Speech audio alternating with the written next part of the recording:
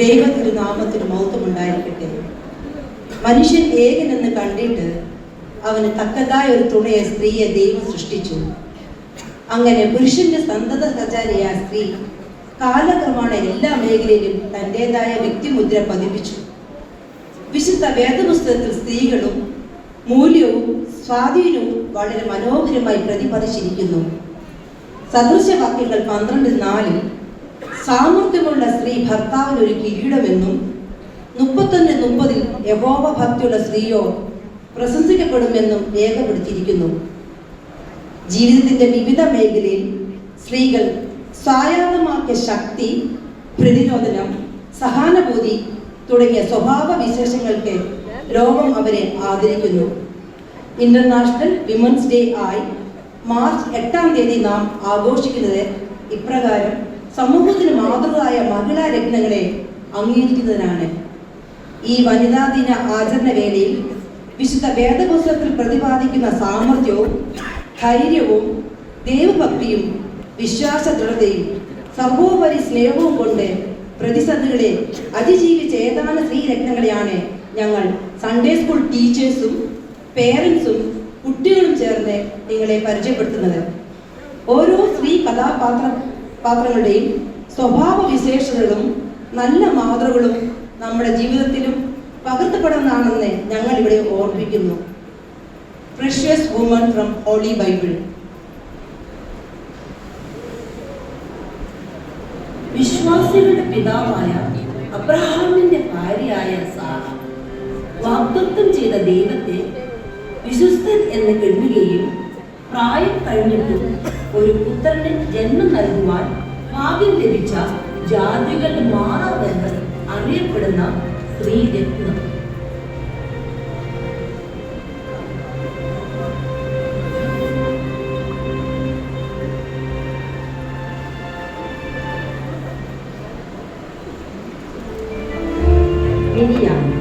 Israel മക്കളെ ഇസ്രായേലിൽ നിന്ന് കനാനിലേക്ക് നയിച്ചു കൊണ്ടുപോകുവാൻ സഹോദരന്മാരായ മോശയോടും അഹരോനോടും ഒപ്പം നിന്ന ധീരവനിത.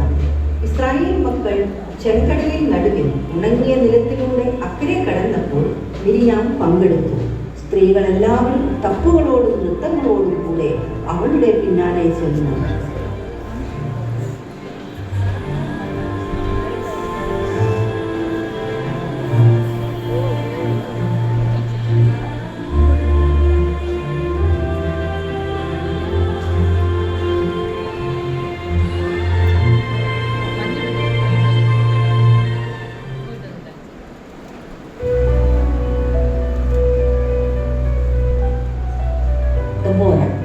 ഇസ്രായേലിനെ ന്യായപാലനം ചെയ്ത പ്രവാചകിയായ ന്യായാധിപ ഡബോറ.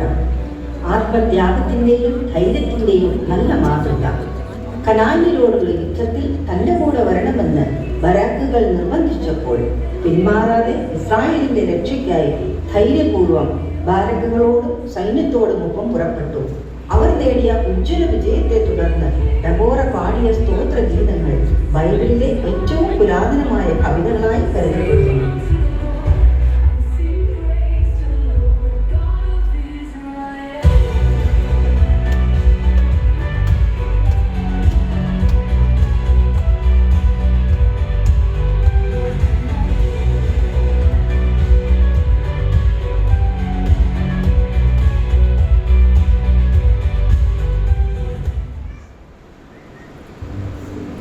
റൂത്തും നവോമിയും യഹോവയോടും അമ്മായിയമ്മയായ നവോമിയോടും ഉള്ള ഇഷ്ടം കാരണം തന്റെ നാടിനെയും വീടിനെയും വീട്ടുകാരെയും വിട്ട് യഹൂദ ദേശത്തിലെത്തിയ മോവാബിയ സ്ത്രീയായ റൂത്ത് തന്റെ ദൈവഭക്തിയും കഠിന അധ്വാനവും വിശ്വസ്തയും കൊണ്ട് യേശുവിന്റെ വംശാവലിയിൽ തന്നെ ഇടം പിടിച്ച മഹിളാ രത്നം.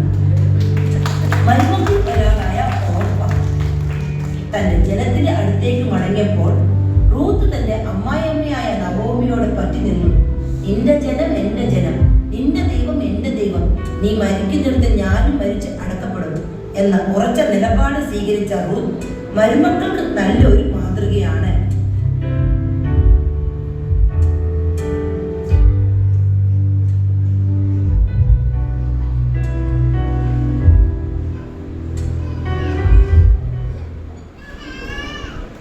അന്ന ഇസ്രായേൽ ജനതയുടെ ന്യായാധിപന്മാരിൽ ഏറ്റവും ഒടുവിലത്തെ ന്യായാധിപനായ ശമൂവേൽ പ്രവാചകന്റെ അമ്മയായ അന്ന.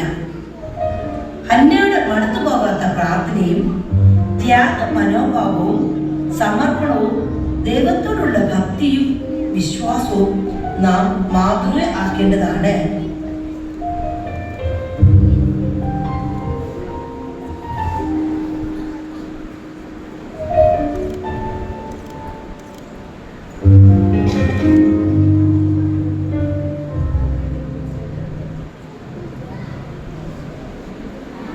അബീഗയിൽ കർമ്മേലിൽ മഹാധനികനായിരുന്ന നാബാലിന്റെ ഭാര്യ ദുഷ്ടനും ദുഷ്കർമ്മിയുമായ തന്റെ ഭർത്താവിന്റെ പ്രവൃത്തിയാൽ വന്നു ഭവിക്കാമായിരുന്ന വലിയ ദുരന്തത്തെ സ്വന്തം വിവേകം കൊണ്ടും സന്ദർഭോചിതമായ പ്രവൃത്തി കൊണ്ടും അനുഗ്രഹമാക്കി മാറ്റിയ ധീരവനിത.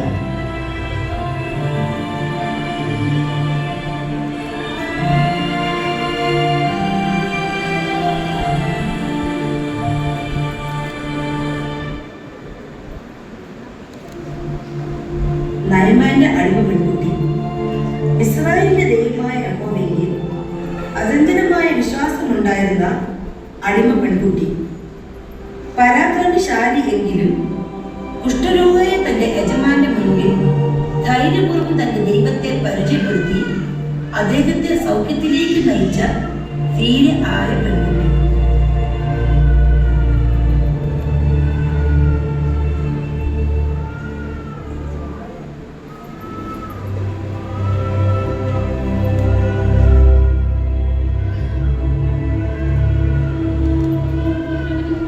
എസ്തർ, അഹാസ്വരസ് രാജാവിന്റെ ഭാര്യ എസ്തർ തന്റെ രാജ്ഞിപദത്തിൽ കൊട്ടാരത്തിലെ സുഖലോലുപതയിൽ ഒട്ടും മതിമറന്ന് ആഹ്ലാദിക്കാതിരുന്ന എസ്തർ തന്റെ ജീവൻ നഷ്ടപ്പെടാൻ സാധ്യത ഉണ്ടായിട്ടും സ്വജനത്തിനു വേണ്ടി രാജസന്നിധിയിൽ സധൈര്യം നിലകൊണ്ട പ്രൗഢയും കുലീനയുമായ ഉത്തമ സ്ത്രീ.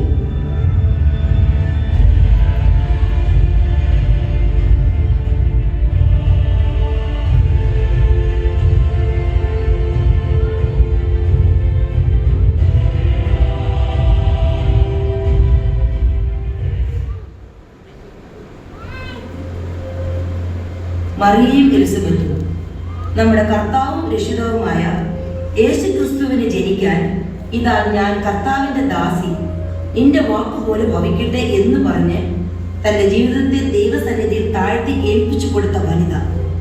സ്വന്തം മകനെ ലോകത്തിന്റെ പാപപരിഹാര ബലിയായി സമർപ്പിച്ച ത്യാഗത്തിന്റെ നിറകുടം. യേശു ക്രിസ്തുവിന് വഴി ഒരുക്കുവാനായി വന്ന യോഹന്നാന് ജന്മം കൊടുത്ത എലിസബത്ത് ദൈവസന്നിധിയിൽ നീതിയുള്ളവളും കർത്താവിന്റെ സകല കൽപ്പനയിലും കുറ്റമില്ലാത്തവളുമായ ഉത്തമ സ്ത്രീ.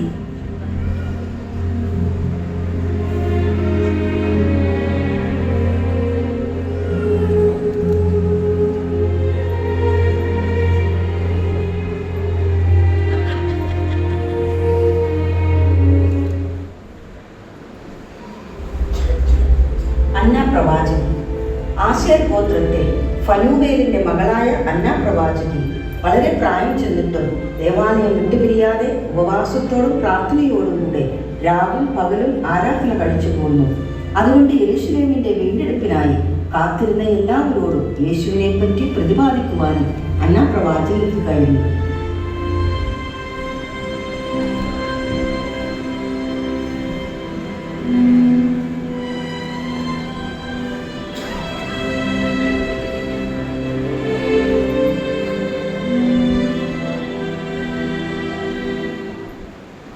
മാർത്തയും മറിയയും, യേശു സ്നേഹിച്ച ലാസറിന്റെ സഹോദരിമാരായ മാർത്തയും മറിയയും. യേശുവിന്റെ പാദപീഠത്തിലിരുന്ന് എപ്പോഴും യേശുവിന്റെ മൊഴികൾക്ക് ചെവി കൊടുത്ത് നല്ല അംശം തിരഞ്ഞെടുത്ത മറിയ. പലതിനെ പറ്റി വിചാരിച്ച് മനം കലങ്ങിയ മാർത്തയ്ക്ക് യേശുവിന്റെ സന്ദേശം ആശ്വാസമായിരുന്നു.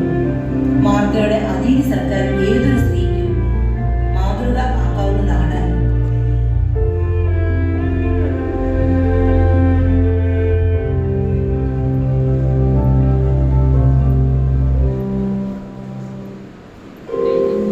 മഗ്ദലക്കാരി മറിയ. യേശുവിന്റെ ശുശ്രൂഷയുടെ അവസാനം വരെ യേശുവിനെ അനുഗമിച്ച മഗ്ദലക്കാരി മറിയ യേശുവിന്റെ മരണസമയത്തും അവനോടൊപ്പം ഉണ്ടായിരുന്നു. 3-ാം ദിവസം അതിരാവിലെ കല്ലറയ്ക്കലെത്തിയ മറിയാമിനോടാണ് ഉയർപ്പിന്റെ സദ്വർത്തമാനം ശിഷ്യന്മാരെ അറിയിക്കുവാൻ യേശു ചുമതലപ്പെടുത്തിയത്. അങ്ങനെ ക്രിസ്തുവിന്റെ ക്രൂശുമരണത്തിനും ഉയർപ്പിനും സാക്ഷിയായ സ്ത്രീരത്നം.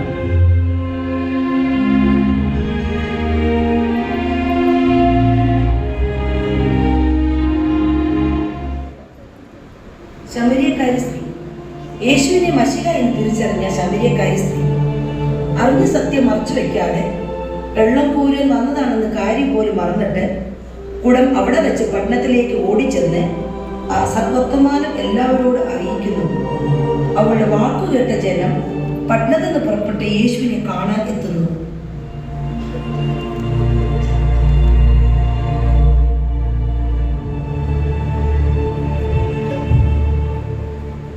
വിശുദ്ധ വേദപുസ്തകത്തിലെ പ്രഷ്യസ് വുമൻസിനെയാണ് ഇന്നിവിടെ ഈ സൺഡേ സ്കൂൾ അധ്യാപകരും കുട്ടികളും രക്ഷിതാക്കളും അവതരിപ്പിക്കുന്നത്.